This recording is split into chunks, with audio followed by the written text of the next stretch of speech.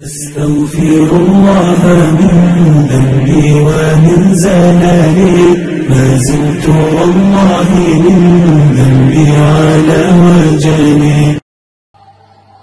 میرے محترم سامعین، امت مسلمہ کے غیر مسلمانوں، دوستوں، بھائیوں، رجب کا مہینہ شروع ہے۔ آج غالباً 22 رجب المرجب ہے۔ رجب کے مہینے میں جہاں پر اور واقعات پیش آئے ہیں، ایک واقعہ معراج بھی پیش آیا ہے۔ اسی مہینے کی 27ویں تاریخ کو فخر موجودات امام الانبیاء حضرت محمد الرسول اللہ صلی اللہ علیہ وسلم آسمانوں کے سفر پہ تشریف لے گئے تھے۔ اسی کو معراج کہتے ہیں، اسرا بھی کہتے ہیں۔ معراج کا معنی ہے بلندی، سیڑھیوں پر چڑھنے کے آتے ہیں۔ ذہن میں یہ سوال آتا ہے کہ حضور صلی اللہ علیہ وسلم کا مرتبہ تو پہلے ہی اونچا ہے، یہ معراج تو میرے لیے اور تمہارے لیے ہے، ان بندوں کے لیے ہے۔ پیارے آقا صلی اللہ علیہ وسلم کی شان تو پہلے سے اونچی تھی اور ہے اور رہے گی۔ معراج کا معنی تو یہ ہے، بلندی کے معنی آتے ہیں۔ اس کا کیا مطلب ہے کہ حضور صلی اللہ علیہ وسلم کو رب العالمین نے معراج کروایا، اپنے پاس بلایا، شان عطا کی۔ اب اس کا معنی کیا ہے؟ اس کا جواب علماء اکرام دیتے ہیں کہ حضور صلی اللہ علیہ وسلم کی شان تو پہلے سے اونچی ہے۔ اس آیت کریمہ سے یہ پتہ چلتا ہے کہ اللہ تعالی نے سورۃ اسرا کی پہلی آیات میں ارشاد فرمایا، سبحان الذی اسری بعبدہ لیلا من المسجد الحرام الی المسجد الاقصی، کہ رب نے پیارے آقا صلی اللہ علیہ وسلم اپنے محبوب کو اپنے پاس بلایا۔ یہ شان اونچا کرنے کے لیے نہیں بلایا، بلکہ اس وجہ سے بلایا لِنُرِيَهُ مِنْ آیَاتِنَا، کہ فرمایا کہ میں اپنے محبوب کو اپنے پاس بلانا چاہتا ہوں۔ جو چیزیں جو میری قدرت کی نشانیاں اوپر آسمانوں میں موجود ہے، لامکان میں موجود ہے، عرش پر موجود ہے، میں اپنے محبوب کو وہ چیزیں دکھلانے کے لیے میں نے اوپر بلایا۔ اسی فلسفے کو حضرت مولانا قاسم نانوتوی رحمت اللہ علیہ نے بیان کیا ہے کہ حضور صلی اللہ علیہ وسلم کی یہ رفعت، شان، عزت یہ ذاتی ہے، یہ کسی چیز کی محتاج نہیں ہے۔ لہذا معراج کا یہی معنی ہم کریں گے کہ اللہ تعالیٰ نے آسمانوں پہ حضور کو بلایا، وہ اس وجہ سے لِنُرِيَهُ مِنْ آیَاتِنَا، یہ قرآن میں ارشاد فرمایا کہ زمین کی چیزوں کو تو حضور کو دکھلا دیا، لیکن اوپر آسمان پہ بلایا تاکہ میری قدرت کی نشانیاں یہاں پر بھی حضور دیکھیں۔ معراج کے 3 حصے، پہلا حصہ مکے سے لے کر بیت المقدس تک جانا، دوسرا حصہ بیت المقدس میں نماز پڑھا کر حضور صلی اللہ علیہ وسلم کا عرش تک جانا، 7 آسمانوں کو پار کرنا، اور تیسرا حصہ عرش سے آگے لامکان تک جانا اور اللہ تعالیٰ سے ملاقات کرنا۔ یہ 3 حصے ہیں اور تینوں حصوں کو علیحدہ علیحدہ ٹائم چاہیے۔ آج انشاءاللہ ہم پہلے حصے پر تھوڑی سی نظر ڈالیں گے، روشنی ڈالیں گے۔ قرآن مجید میں پہلے حصے کو ذکر کیا گیا ہے، سبحان الذی اسری بعبدہ لیلا من المسجد الحرام مسجد حرام سے مراد مکہ ہے، جو مسجد ہے اس کو مسجد حرام کہتے ہیں۔ الی المسجد الاقصی، مسجد اقصی تک۔ پاک ہے وہ ذات جس نے سیر کروائی اپنے بندے کو رات کے ایک حصے میں، من المسجد الحرام الی المسجد الاقصی، مسجد حرام مکے سے لے کر مسجد اقصی تک۔ اس پہلے حصے کا ذکر قرآن مجید کی آیت میں موجود ہے۔ معراج کے اس پہلے حصے کو اسرا کہتے ہیں، اور دوسرے حصے کے سفر کو اسرا، اقصی سے لے کر آسمانوں تک، آسمانوں سے لامکان تک، اس حصے کو معراج کہتے ہیں۔ اب ان دونوں میں فرق کیا ہے، معراج اور اسرا میں؟ علماء کرام بیٹھے ہیں، یہ اس معنی کو سمجھ سکتے ہیں۔ اسرا اور معراج میں فرق یہ ہے کہ اگر کوئی بندہ اسرا کی مخالفت کرے، حضور کے اس سفر کی مخالفت کرے، تو حضور صلی اللہ علیہ وسلم نے مکے سے بیت المقدس تک کیا تو انسان کافر ہو جائے گا، اور اگر اگلے حصے کا انکار کرے تو انسان کافر نہیں ہوتا، مبتدی بن جاتا ہے، وہ انسان فاسق بن جاتا ہے، کیونکہ اس حصے کا ذکر قرآن مجید میں موجود نہیں ہے، وہ پھر گمراہ بن جاتا ہے اگر معراج کے اگلے حصوں کو نہ مانے۔ بہرحال حضور صلی اللہ علیہ وسلم نے معراج کا واقعہ پیش آیا، اللہ تعالیٰ نے اپنے پاس بلایا رات کے ایک حصے میں، یہ سارا سفر طے کہ راتوں رات واپس آ گئے۔ کتابوں میں یہ بات بھی آتی ہے کہ جب حضور صلی اللہ علیہ وسلم تشریف لے گئے بیت المقدس تک، مہینوں کا سفر پیدل جایا کرتے تھے، آگے پھر آسمانوں تک، آسمانوں سے اوپر جانا، کس چیز پہ گئے؟ یہاں تو براق پر سواری کی۔ اب براق کی سواری کیسے ہے؟ اب اس کی تفصیل میں اگر جایا جائے تو ناممکن بات ہے، اتنے سے تھوڑے سے ٹائم میں اس کی تفصیل بندہ نہیں کر سکتا۔ صرف میں اتنا کہنا چاہوں گا کہ براق وہ ایک ایسی سواری تھی کہ برابر جسامت والی تھی، اس کی اتنی سپیڈ تھی کہ بجلی سے بھی زیادہ سپیڈ تھی، تحد نگاہ، جہاں تک نظر پڑتی وہاں تک یہ پہنچا۔ اب بجلی کی کتنی سپیڈ ہے؟ سائنس کا زمانہ ہے، جدید دور ہے، تو بجلی کی فی سیکنڈ 1,80,000 میل کا فاصلہ طے کرتا ہے بجلی، تو 1,80,000 میل کا سفر طے کرتا ہے براق، اس سے بھی زیادہ تیز ہے۔ آپ خود سوچیں، حضور صلی اللہ علیہ وسلم نے جب یہ پورا سفر طے کیا، واپس آئے، کافروں نے انکار کر دیا۔ کافروں نے کہا یہ ممکن ہی نہیں کہ ایک بندہ اس دور میں، بیت المقدس تک ہم جاتے ہیں تجارت کے لیے، مہینوں لگ جاتے ہیں، اور حضور صلی اللہ علیہ وسلم راتوں رات چلے گئے، آسمانوں پر بھی، رب سے بھی ملاقات کر دی، واپس بھی تشریف لے آئے، یہ ناممکن بات ہے۔ لیکن قرآن مجید، رب سے قربان جاؤ، اللہ تعالیٰ نے اس واقعہ کو عجیب انداز کے ساتھ ذکر کیا۔ ہماری مناسبت چونکہ عربی سے کام ہے، ہمیں سمجھ نہیں آتی، ہر کوئی اپنی زبان کا ماہر ہوتا ہے۔ رب کا قرآن عجیب طریقے سے ارشاد فرماتا ہے، اس واقعے کو پیش کرتا ہے۔ سب سے پہلا لفظ اللہ تعالیٰ نے قرآن مجید میں ارشاد فرمایا، سبحان الذی، سبحان پاک ہے وہ ذات۔ کیا مطلب؟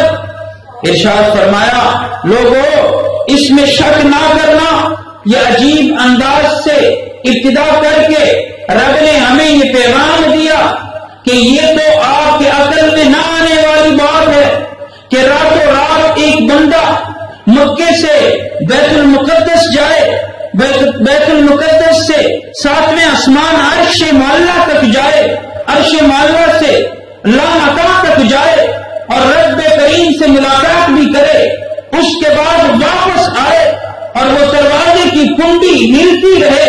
اتنے تھوڑے سے حصے میں اللہ تعالیٰ کے پاس پیغمبر کائنات گئے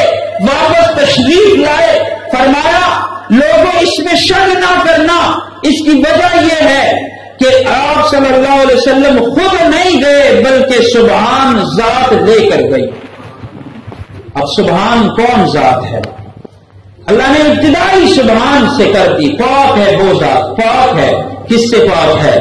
وہ شریکوں سے پاک ہے، وہ کھانے پینے سے پاک ہے، وہ ہر چیز سے پاک ہے. ہر جگہ عقل کے گھوڑے نہیں دوڑائے جاتے. جہاں پر عقل کی انتہا ہوتی ہے وہاں پر میرے رب کی وحی اور دین کی ابتدا ہوتی ہے. رب نے فرمایا سبحان، لے جانے والا ذات، لے جانے والی ذات وہ سبحان، وہ اللہ ہے. حضور صلی اللہ علیہ وسلم خود تشریف نہیں لے کے گئے، لہذا اس میں کوئی شک و شبہ نہیں کرنا. معراج حق ہے. حضور صلی اللہ علیہ وسلم اپنے جسم سمیت صحیح روایات کے مطابق تشریف لے گئے تھے. اب سبحان کون ذات ہے؟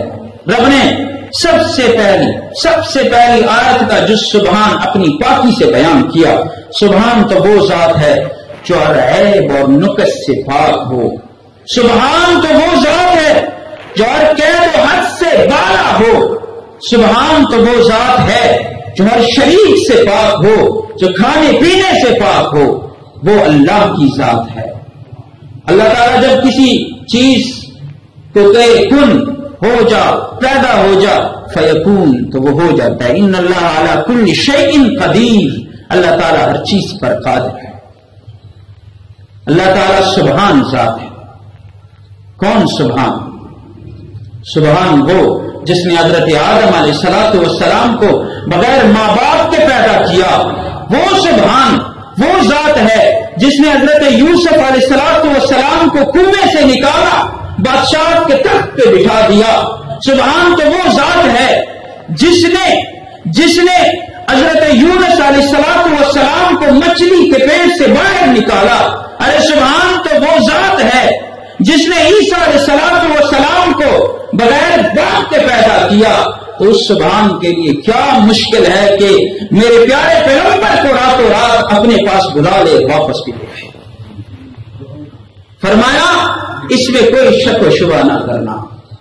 سبحان الذی، اس ذات اس سفر کے لیے حضور صلی اللہ علیہ وسلم خود نہیں گئے بلکہ بلانے والی ذات سبحان ہے، اور جانے والی ذات نبی آخر الزمان ہے، اور ان دونوں پر گواہ قرآن ہے. اور یہی تو میرے مصطفیٰ کی شان ہے. یہی تو ہمارے مصطفیٰ کی شان ہے. اللہ تعالیٰ نے آسمانوں پہ بلایا، وہ محفل بھی نصیب فرما دی. اس میں کوئی شک و شبہ نہیں. تو میں تفصیل میں نہیں جانا چاہتا. قرآن مجید نے سب سے پہلا لفظ سبحان کا ذکر کیا. یہاں سے ایک عقیدے کی طرف اشارہ فرما دیا. عقیدہ کہ رب کے ساتھ کسی کو شریک نہ کرنا. رب پاک ذات ہے. کس سے پاک؟ ہر قید سے پاک. آپ یہ نہیں کہہ سکتے کہ رب کریم اس مسجد جتنا ہے. آپ یہ نہیں کہہ سکتے کہ رب کریم کرسی پر بیٹھا ہوا ہے جس طرح ہم کرسی پر بیٹھے. آپ یہ نہیں کہہ سکتے کہ رب کریم کے بیٹے ہیں، بیویاں ہیں. نہ. سبحان الذی، رب ہر چیز سے پاک ہے. سب سے پہلی بات اپنا عقیدہ توحید والا بنانا ہے.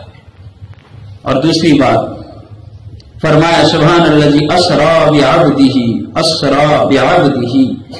فرمایا پاک ہے وہ ذات جس نے سیر کروائی کس کو؟ بعبدہ. عبد کا لفظ استعمال کیا، اپنے بندے کو. کس کو؟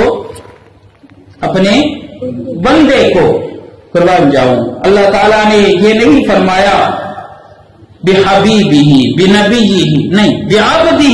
عبد کہتے ہیں بندے کو.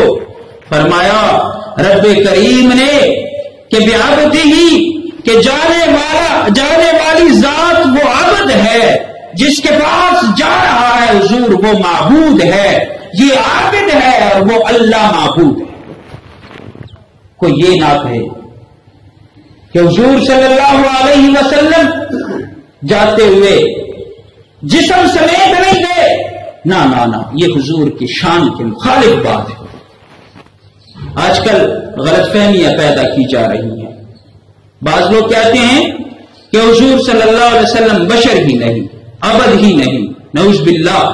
آپ صلی اللہ علیہ وسلم کی پھوپھیاں بھی موجود، والدین بھی موجود، چچے بھی موجود، صاحبزادے بھی موجود، بیٹیاں صاحبزادیاں بھی موجود۔ حضور صلی اللہ علیہ وسلم قریشی ہیں، پورا خاندان موجود ہے، ہم کیسے اسے بشریت سے نکال سکتے ہیں؟ لیکن میں بڑی افسوس کے ساتھ یہ بات کہنا چاہتا ہوں، آج کل کچھ غلط فہمیاں پیدا کی جا رہی ہیں۔ حضور صلی اللہ علیہ وسلم نور ہے، بشر نہیں۔ میں نہیں کہہ رہا، یہ قرآن میرے گھر میں نہیں اترا، یہ قرآن کسی چودھری کے گھر میں نہیں اترا، یہ قرآن نہ تمہارے گھر میں اترا ہے نہ میرے گھر میں اترا ہے، یہ رب کا کلام ہے، نبی آخر الزمان کے اوپر اترا ہے، اور عقیدہ وہ ہونا چاہیے جو رب کا قرآن ہو اور نبی کا فرمان۔ اللہ نے فرمایا سبحان الذی اسری بعبدہ، کہ جس وقت حضور صلی اللہ علیہ وسلم کو میں بلا رہا تھا وہ عبدیت کے جامے میں تھے، وہ بندہ تھا، حضور کو میں نے اپنے پاس بلایا، بشر تھے، وہ نور کی شکل میں نہیں آئے، وہ اپنی ذات کے ساتھ آئے۔ بعض لوگ غلط فہمیاں پیدا کریں، عام لوگوں کو کہتے ہیں کہ اگر حضور کو ہم بشر کہیں تو یہ گستاخی ہے۔ ہمارا عقیدہ پہلے سن لیں، تمام مسلمانوں کا عقیدہ ہے کہ حضور صلی اللہ علیہ وسلم نور بھی ہیں، بشر بھی ہیں۔ بعض حدیث میں نور ثابت ہے، نور بھی ہیں اور بشر بھی ہیں۔ کیوں؟ مجھے یہ آپ یہ بتائیے، سجدہ فرشتوں نے نور کے سامنے کیا تھا یا بشر کے سامنے کیا تھا؟ بولیں کس کے سامنے کیا تھا؟ حضرت آدم علیہ السلام کے سامنے سجدہ کیا تھا۔ تو حضرت آدم سے شان ہمارے امام، ہمارے پیغمبر، ہمارے نبی کی شان اونچی ہے، تو حضور کی شان تو پھر اگر ہم نور کہیں، فرشتے کہیں، تو پھر تو فرشتوں کے سامنے ہمیں سجدہ کرنا چاہیے۔ حالانکہ فرشتے ہمارے محفل میں آتے ہیں، آج بھی فرشتے موجود ہیں، میری بات سن رہے ہیں۔ انسان کا مرتبہ بڑا ہوتا ہے۔ آج لوگ کہتے ہیں کہ اگر نبی کو بشر کہیں تو یہ گستاخی ہے۔ میں چھوٹی سی بات کہنا چاہوں، یہ میسج ہے میرا۔ آپ اس دور میں رہتے ہیں، ہم اس دور میں رہتے ہیں، اور فرقہ وارانہ دور ہے، جہاں تک میری بات ممکن ہے پہنچا دیں۔ جو لوگ کہتے ہیں، غلط فہمیاں پیدا کرتے ہیں کہ حضور صلی اللہ علیہ وسلم بشر نہیں، بشر کہنا گستاخی ہے، تو کیا میرے رب نے گستاخی کی ہے کہ میرے رب نے 16ویں پارے سورۃ کہف میں ارشاد فرمایا انا بشر مثلکم قل انا بشر مثلکم، کہہ دیجئے پیغمبر کہ میں تمہارے جیسے بشر ہوں۔ کیا رب نے بھی گستاخی کر دی ہے؟ نعوذ باللہ۔ لہذا دوسرا عقیدہ، قرآن مجید کی اس آیت سے یہ ثابت ہوا کہ جس وقت حضور صلی اللہ علیہ وسلم اس مبارک سفر پر جا رہے تھے تو عبدیت کے جامے میں تھے۔ امام فخر الدین رازی رحمت اللہ علیہ فرماتے ہیں کہ میں نے اپنے والد سے ابو القاسم سلیمان انصاری، اپنے والد سے سنا، انہوں نے ابو القاسم سلیمان انصاری سے یہ بات سنی کہ حضور صلی اللہ علیہ وسلم کو رب نے فرمایا کہ آپ کو کون سی صفت زیادہ محبوب ہے؟ تو حضور نے فرمایا اللہ مجھے یہ صفت محبوب ہے کہ میں عبد ہوں اور آپ میرے معبود ہیں، میں آپ کی عبادت کرتا ہوں۔ یہ صفت بہت زیادہ محبوب۔ حدیث میں اس کا تذکرہ موجود ہے، میں اپنی طرف سے بات نہیں کرتا، میں جو بھی بات کرتا ہوں دلیل سے کرتا ہوں۔ اور اس بات پہ کہ حضور صلی اللہ علیہ وسلم نور بھی ہیں، بشر بھی ہیں، میرے پاس دلائل موجود ہیں، میں مختصر وقت میں یہ آپ کے سامنے پیش نہیں کر سکتا۔ اگر کسی کو مضبوط دلائل درکار ہو، کسی کے شکوک و شبہات ہو، تو وہ انشاءاللہ مجھ سے رابطہ کر سکتا ہے۔ حضور صلی اللہ علیہ وسلم نے فرمایا انا آکل کما یاکل العبد، میں ایسے کھاتا ہوں جس طرح بندہ کھاتا ہے۔ لیکن اب بات یہ ہے، لوگ کہتے ہیں کہ اگر حضور کو بشر کہیں تو گستاخی ہے۔ آج کل غلط فہمیاں یہ پیدا کی جا رہی، عام بندے کو کہا جاتا ہے اچھا حضور تیرے جیسے، حضور تیرے جیسے، آپ اتنے گستاخ ہیں، یہ غلط فہمیاں پیدا کی جا رہی ہیں۔ علامہ ابن حجر اسقلانی رحمۃ اللہ علیہ کی طرف آتے ہیں، یہ بات ان سے پوچھ لیتے ہیں، یہ تو ہماری علم کی کمی ہے، عوام کو ورغلانے کی کمی ہے، عوام کو دھوکہ دینے کی بات ہے۔ علامہ ابن حجر اسقلانی رحمۃ اللہ علیہ نے فرمایا کہ آب زمزم بھی پانی ہے لیکن اور پانیوں جیسا نہیں، آب زمزم بھی پانی ہے لیکن اور پانیوں جیسے نہیں، آب زمزم کو 1 سال تک بوتل میں رکھو وہ خراب نہیں ہوگا۔ فرمایا حجر اسود بھی پتھر ہے لیکن اور پتھروں کی طرح نہیں، اس کی شان ہی کچھ اور ہے۔ حضور بھی بشر ہے لیکن ہمارے جیسے بشر نہیں ہے، نعوذ باللہ۔ جو یہ کہے کہ حضور میرے جیسے ہیں تو یہ تو گستاخی ہے، اس میں کیا رہ جاتا ہے پھر؟ حضور کی شان اپنی ہے، حضور کی شان اپنی ہے۔ فرمایا حضور صلی اللہ علیہ وسلم کو اللہ نے اپنے پاس بلایا، معراج کروائی۔ معراج کیوں کروایا؟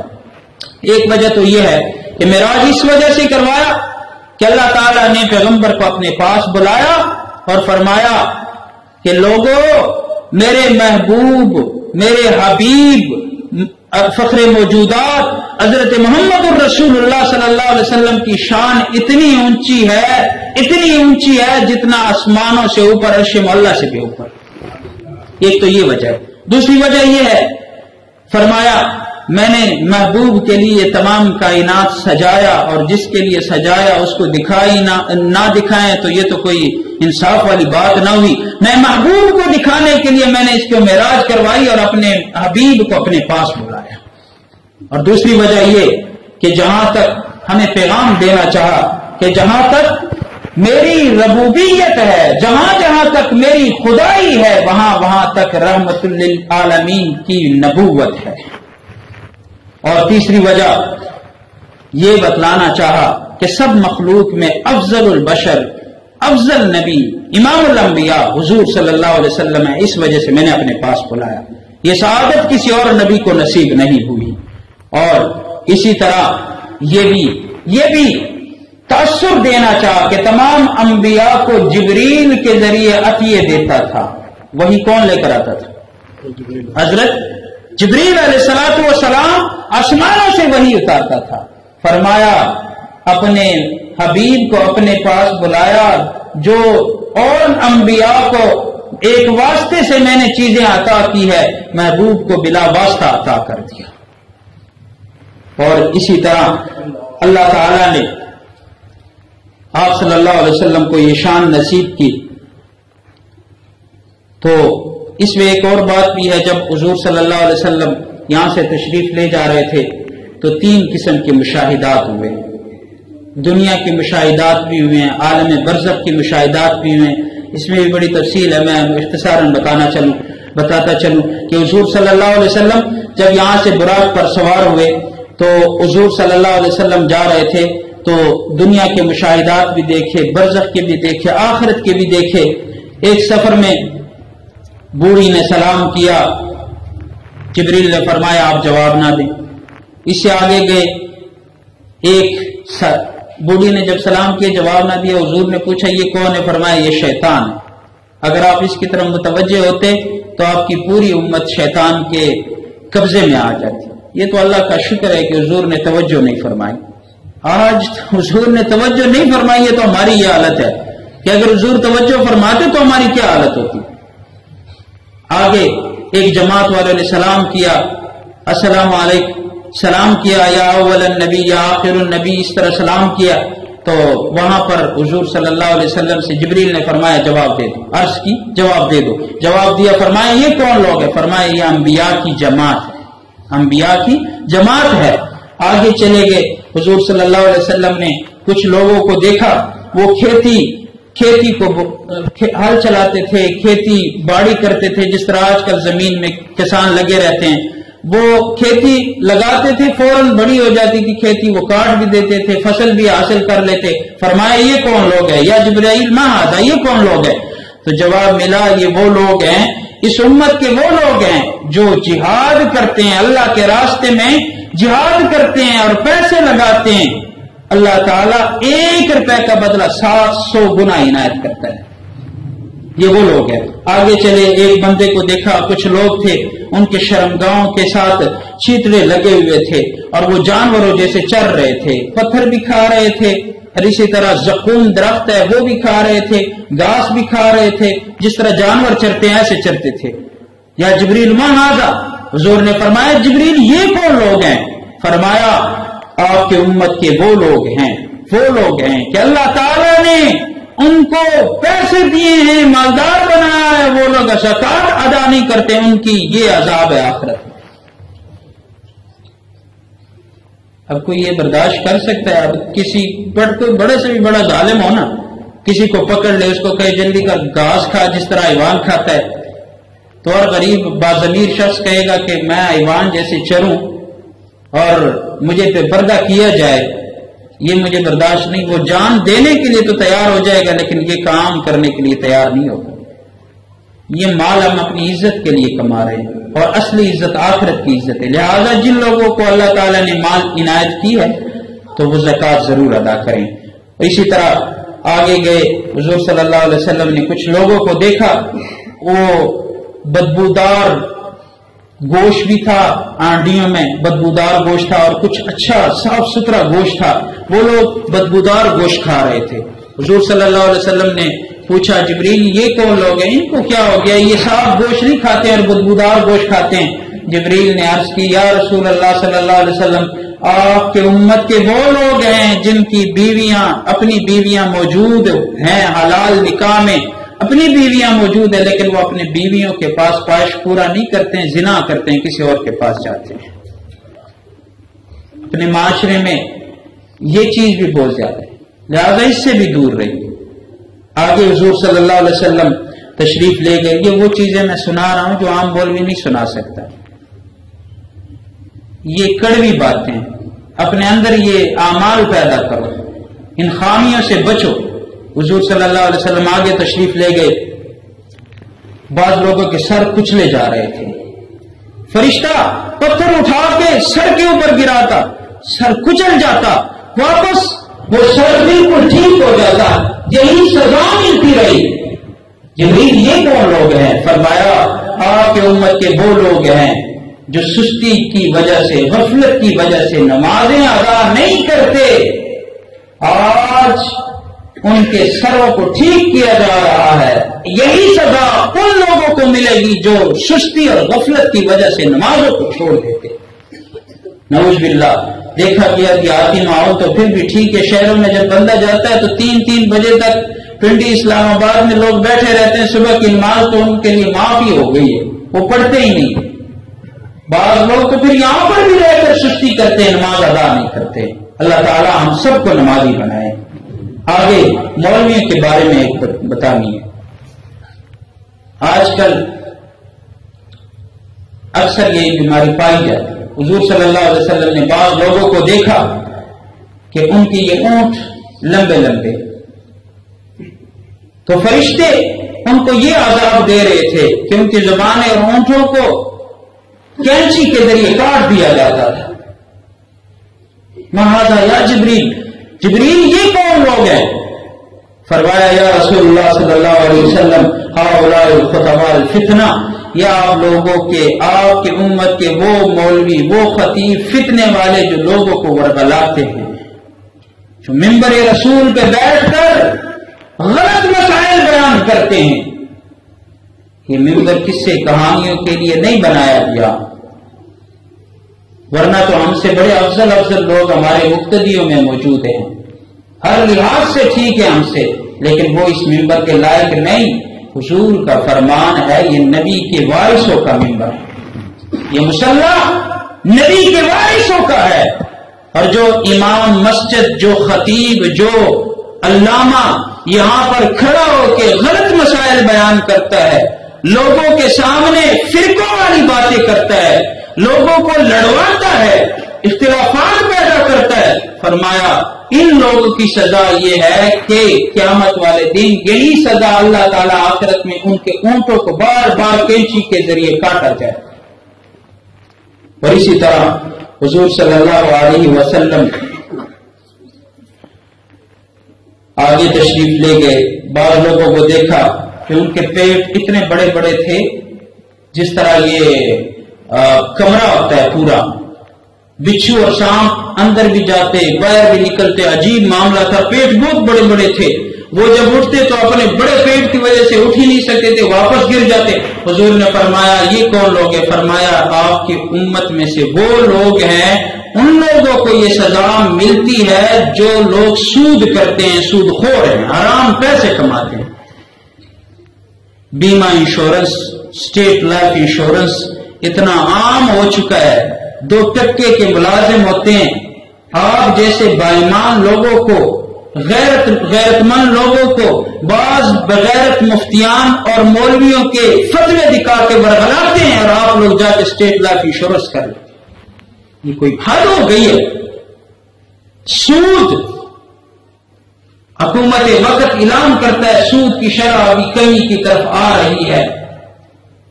جی ہم قرضہ نوجوانوں کی اسکیم کے لیے منع مختص کر دیے, کوٹا نوجوانوں پر پیسے دیں گے تاکہ روزگار کرے. ایسے روزگار پہ ہم لعنت بیچتے ہیں جو سود اس میں شامل ہے. اب کل قیامت والے دن ہمارے پیٹ میں بچھو اور سانپ آتے جائیں گے. یہ کوئی میں اپنی طرف سے بیان کر رہا ہوں, یہ امام الانبیاء فخر موجودات حضرت محمد رسول اللہ صلی اللہ علیہ وسلم کی حدیث ہے. میرے وزیر اعظم صاحب کی بات غلط ہو سکتی ہے, ہماری بات غلط ہو سکتی ہے, لیکن قطعاً حضور کی بات غلط جھوٹی نہیں ہو سکتی. اب میں بس کرنے لگا ہوں, آخری بات کہنے لگا ہوں. حضور صلی اللہ علیہ وسلم پہلا حصہ سبحان الذی اسری بعبدہ لیلا من المسجد الحرام الى المسجد الاقصى الذی بارکنا حولہ, پہلا حصہ معراج کا, مکے سے بیت المقدس تک تشریف لے گئے. بیت المقدس میں تمام انبیاء وہاں پہ اکٹھے تھے, تمام انبیاء. حضور صلی اللہ علیہ وسلم نے وہاں پہ امامت کروائی, جس کے بعد ہمارے پیغمبر امام الانبیاء کہلائے, سب نبیوں کے امام کہلائے. اب وہاں پہ آدم علیہ السلام بھی موجود, حضرت ابراہیم علیہ السلام بھی موجود, حضرت نوح علیہ السلام بھی موجود, حضرت یوسف علیہ السلام بھی موجود, تمام انبیاء وہاں پہ موجود ہے. لیکن امامت کس نے کروائی؟ حضور نے کروائی. اب یہاں پہ ایک عجیب مسئلہ بتانے لگا ہوں, آخری بات توجہ چاہتا ہوں. وہاں پہ اقام اذان جو کہی گئی, یہ والی اذان کہی گئی جو آج ہم یہاں پہ مسجدوں میں ہمارے یہاں ہوتی ہے. اقامت بھی, تکبیر بھی وہی کہی گئی جو آج ہم کہتے ہیں. وہاں پہ اس بات سے ایک مسئلہ نکلا, اور ہمارا عقیدہ یہ نکلا کہ ہمارا دین آخری دین ہے, ہمارا پیغمبر آخری پیغمبر ہے, اور یہ دین اللہ تعالیٰ نے ہمارے لیے بنایا ہے. اسلام یہ ہمارا حق مذہب ہے, اور اس اسلام میں وہاں پہ جب آذان اور اقامت یہ والی کہی گئی تو تا قیامت جتنے بھی فرقے آئیں گے اس کی آذان تبدیل ہو چاہے اقامت تبدیل ہو, وہ حق پر نہیں ہے, وہ غلط ہے, وہ باطل ہے. تمام دین منسوخ ہو چکے ہیں سوائے اسلام کے. اسلامی آخری دین ہے, آخری ہمارا مذہب ہے. اذان بھی وہی قرآنی اور اقامت بھی وہی قرآن. اور حضور صلی اللہ علیہ وسلم نے امامت کروائی, اللہ تعالیٰ نے شان بنائی. انشاءاللہ امامت کے بعد جیسے حضور صلی اللہ علیہ وسلم آسمانوں کی طرف عرش معلیٰ کی طرف تشریف لے گئے, یہ تقریب کا دوسرا حصہ ہے. انشاءاللہ اگلے جمعے جب آپ ٹائم پہ آئیں گے, آج میں نے ذرا ٹائم اس وجہ سے لیٹ کر دیا, ہمارے 1:45 بجے نماز ہوتی ہے. آپ لوگوں کو طالب بننا چاہیے, یہ نہیں جب بندے کو پیاس لگتی ہے نا تو پیاسا پانی کے پاس جاتا ہے. ہم بڑے بڑے محفلوں میں جاتے ہیں, دور دور جاتے ہیں, لیکن یہ بات آپ ذہن میں رکھیں, اپنے آپ کو طالب بنائیں, کوشش کریں وقت پہ تشریف لائیں. جب آپ وقت پہ آئیں گے ہم وقت پہ بات ختم کریں. اب 10 منٹ اگر آپ لیٹ بھی آئیں گے تو اب 10 منٹوں میں بندہ کوئی بھی کام نہیں کرتا, لیکن یہ ہوتا ہے سستی ہو جاتی ہے, بندہ لیٹ آ جاتا ہے. جب آپ ٹائم پہ آئیں گے تو انشاءاللہ ہم بھی ٹائم پہ ختم کریں گے. تو اللہ تعالیٰ ہمیں ان باتوں پر عمل کرنے کی توفیق عنایت فرمائے. اگلے جمعے انشاءاللہ بیت المقدس سے جو حضور صلی اللہ علیہ وسلم کا سفر شروع ہوا, کون سے آسمان میں کون سے نبی سے ملاقات ہوئی, کیسے ہوئی, کیا اس میں حکمت ہے, حضور کی کس چیز پہ سفر ہوئی. آپ عام مولوی سے پوچھ لیں کہ حضور کا سفر کس سواری پہ ہوا؟ وہ کہیں گے براق پہ ہوا ہے۔ آگے پوچھے نا، آسمان پہ جب گئے تو آسمان سے آگے عرش معلیٰ سے لامکاں تک جب گئے تو وہ کس چیز پہ گئے؟ اس سوال کا جواب پھر مجھے آپ پوچھ کے دے دیجیے گا۔ واخر دعوانا الحمدللہ۔